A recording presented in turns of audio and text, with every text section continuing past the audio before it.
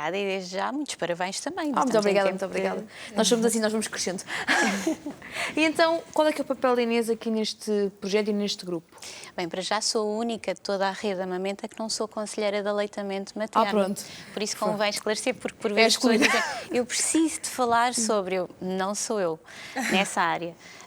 Foi curioso porque eu integrei a Lisboa Amamenta exatamente na mesma altura que a Joana e com o convite da mesma pessoa, da Marta, que foi uma colega minha de faculdade. Curiosamente, passados uns anos, percebemos que até morávamos juntas, portanto, muito Lá perto, perto, éramos sim.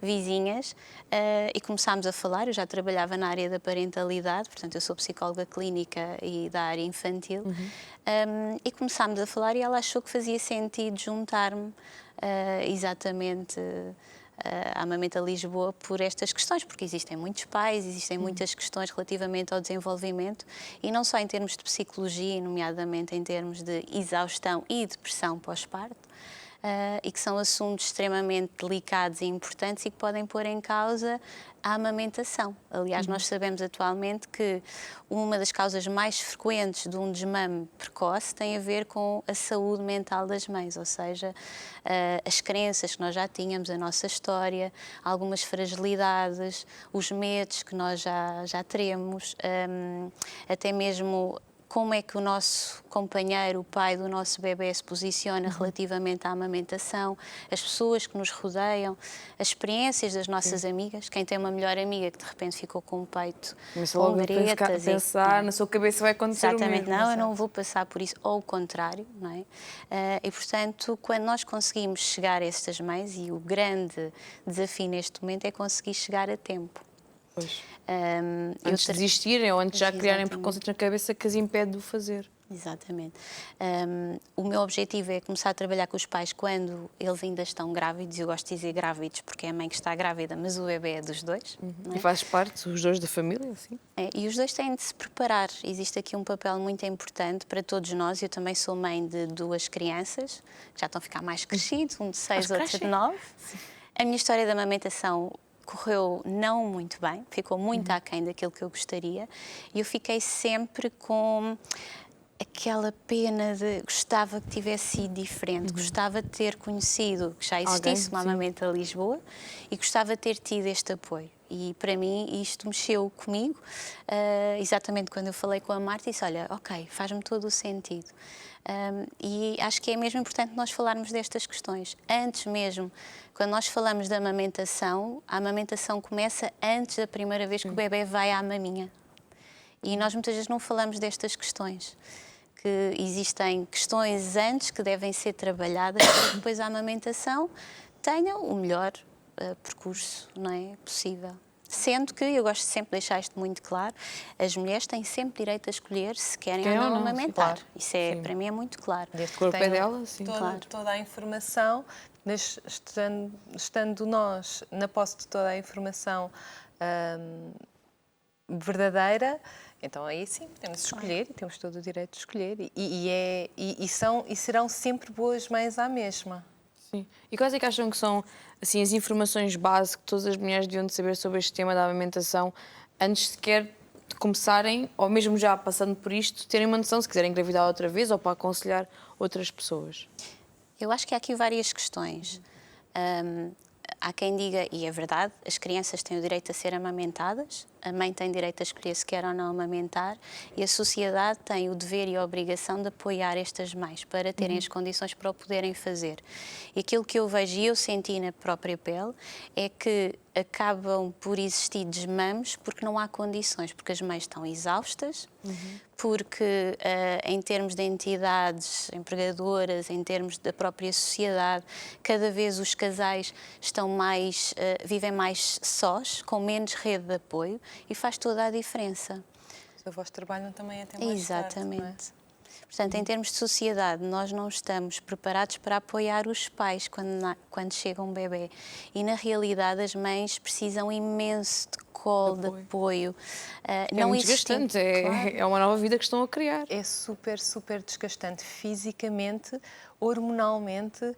É brutal o que acontece no corpo de uma mulher durante a gravidez, no parto e no pós-parto. Portanto, E estas mulheres precisam muito deste apoio e deste suporte e nem sempre conseguem sentir que isto é legítimo, não é? Sentem-se como um peso quando começam a pedir ou precisar de ajuda, sentem que elas próprias estão a falhar e não é verdade.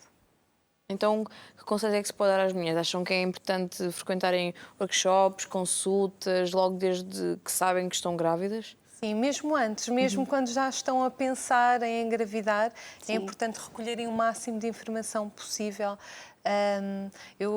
Normalmente o que eu acho que é uma boa sugestão é os pais informarem-se, pesquisem muito, recolham muita informação e decidam antes do bebê nascer, portanto, em gravidez, em quem é que vão confiar. Portanto, eu acho que esta fonte de informação é uma fonte fidedigna.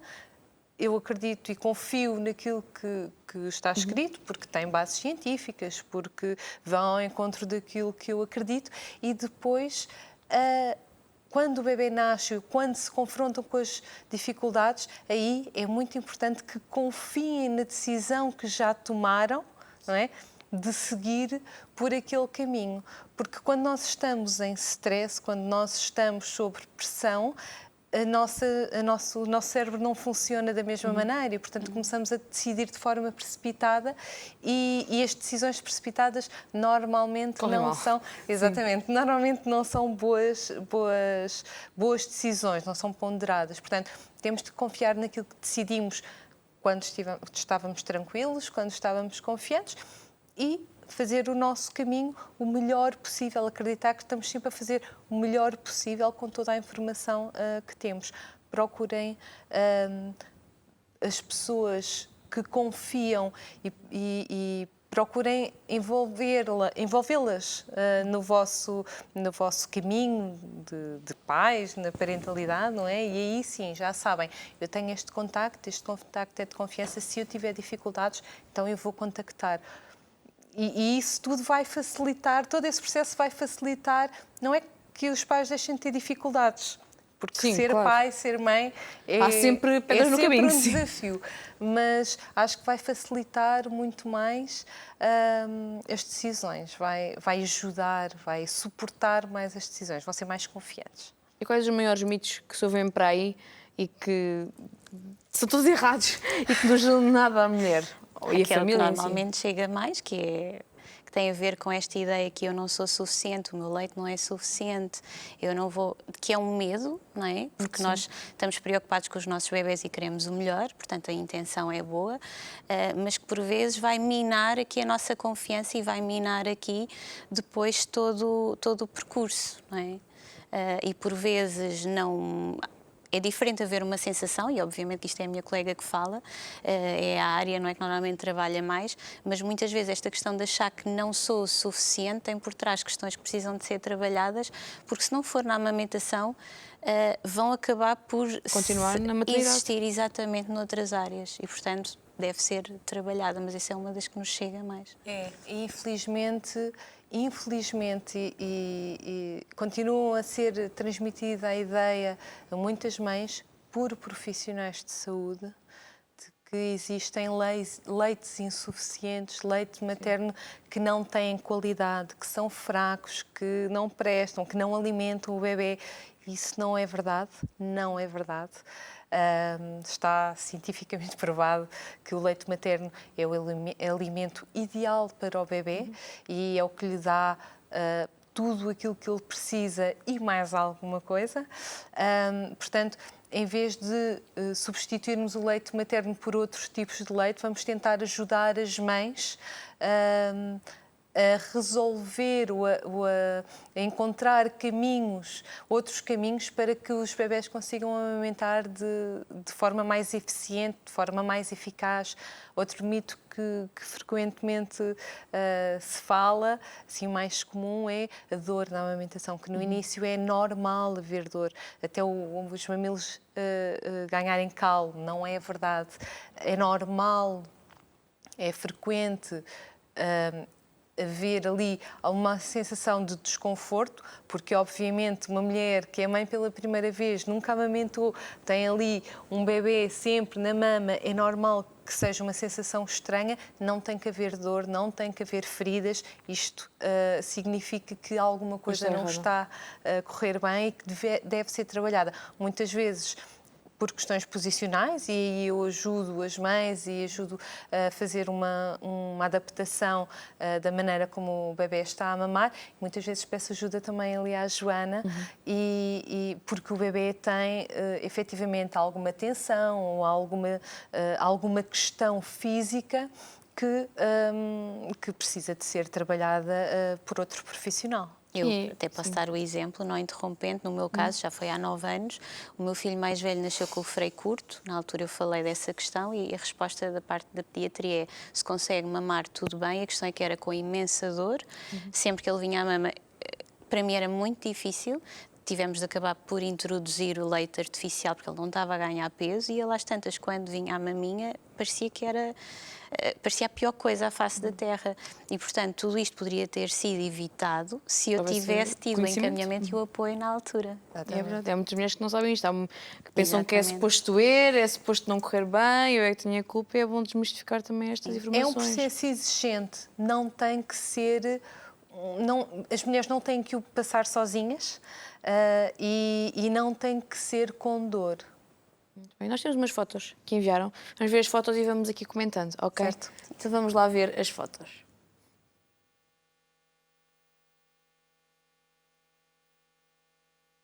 Então, e aqui é o vosso site, certo? Exatamente, esta é a nossa capa de Facebook. Sim. Sim, é a capa do nosso Facebook. Acho que é muito importante falar aqui na questão que o nosso trabalho com os pais é de ajudar a que eles mantenham a sua confiança. Isso é muito Porque isto bom. é extremamente importante. Os pais têm tudo aquilo que eles precisam para apoiar as crianças. Muitas vezes a sociedade desencaminhou e estragou um bocadinho, minou esta confiança. Isto é um bocadinho dos serviços que têm disponíveis, certo? Sim. O apoio à amamentação, fisioterapia, os pilates, a psicologia, massagem, massoterapia, coaching, imunoterapia e homeopática. Exatamente. Ver a próxima. Bacaninho. Portanto, ele é feito ao domicílio, gabinete ou até online. Eu, por exemplo, posso dizer que 90% do trabalho que eu faço é com pais online, e um bocadinho por todo o país, Canadá, Hong Kong, Reino Unido, imensos sítios. Isso é fantástico. Porque existem muitos pais imigrantes, muitas mães imigrantes que encontram apoio até no nosso grupo da Maminha, que é um grupo bastante ativo no Facebook, e que acabam depois por nos contactar. E por já termos alguma confiança, acabamos por trabalhar online. Em relação às consultas de amamentação, nós damos sempre preferência a fazer as consultas no domicílio, porque é muito mais fácil, no distrito de Lisboa, sermos nós, ser eu, a ir à casa dos pais, do que toda a logística que é tirar um bebê de casa. Ainda por cima, nos primeiros tempos, é tudo muito mais difícil. Eles estão muito mais à vontade e é sempre muito mais fácil. É muito bom. Ali atrás tinha um bocadinho todas as áreas que normalmente eu trabalho. Uma das áreas que chega normalmente tem a ver com sono e com dificuldades do sono. Não quando são perturbações do sono, porque isso tem de ser com especialistas do sono que fazem um trabalho a nível de medicina do sono, que é importante desmistificar, porque atualmente nós falamos em consultas do sono que têm a ver mais com ensinar os hábitos saudáveis de sono e não tanto em termos de patologias, e convém as mães saberem quando existe uma patologia, a que profissional é que devem ir. Normalmente chega, e é muito curioso, porque uma das formas de entrada tem a ver com: eu não consigo descansar, o meu bebê não dorme. Okay? E, portanto, há todo um conjunto, há um trabalho que se consegue fazer, que passa por gerir as expectativas, porque depois tem a ver também com as idades dos bebés, tem a ver com promover os hábitos de saúde ao nível do sono. A nossa sociedade atualmente está totalmente desfasada com as necessidades de sono dos nossos bebés. Nós temos bebés que, a partir das 7 horas da noite, já começam a mostrar sinais que precisam de ir dormir e começar a sua noite, e normalmente é a hora que os pais chegam a casa. E começa todo o processo. Exatamente.